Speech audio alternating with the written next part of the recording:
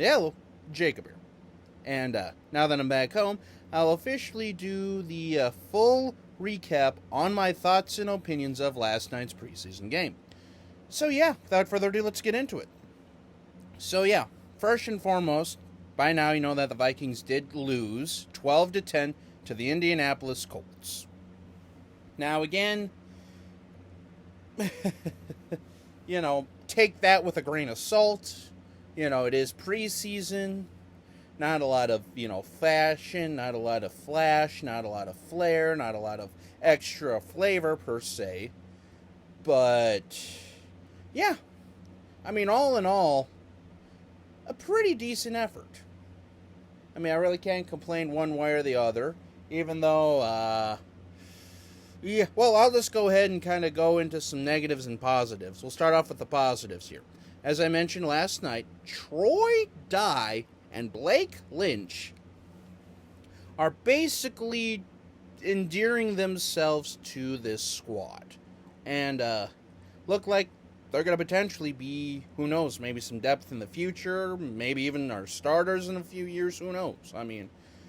Troy Dye with that beautiful pick six early in the game. And, he also sounds like he had another pretty damn good opportunity to snag another one, too.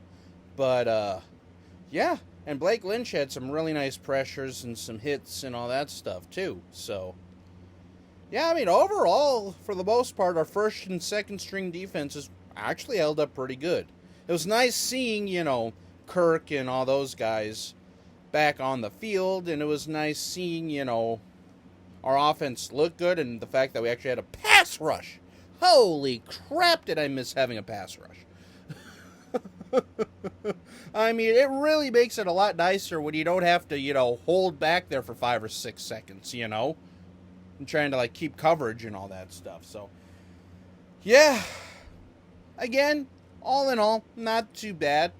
But, on to a negative, though.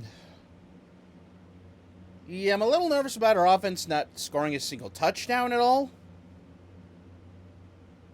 Yeah, so far this preseason, our defense is the only one that's scored, other than the leg of Greg Joseph, which is another positive and negative, I guess, at this point. But, again, that's just pretty much the Vikings kicking game for you.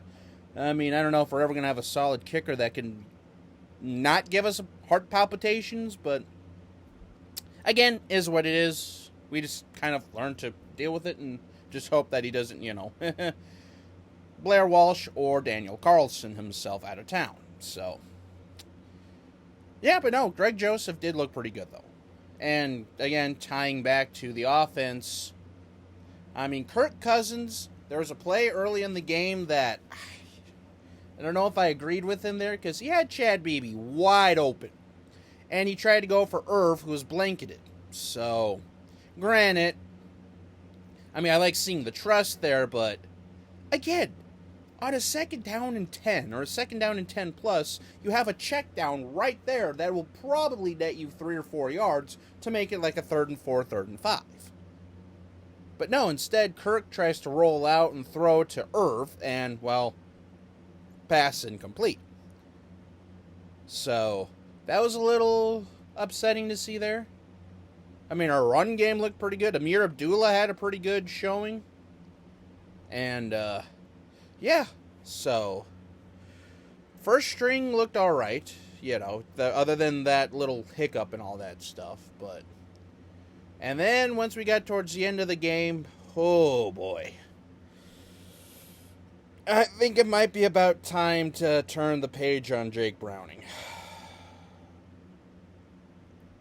As much as I hate to say it, he's just, I don't know. I really, really don't know. But Kellen Mond has basically taken over the second string. Which, granted, that's why we drafted him, as high as we did, 3rd round. But still, Jake Browning, he just looked like a deer in the headlights out there.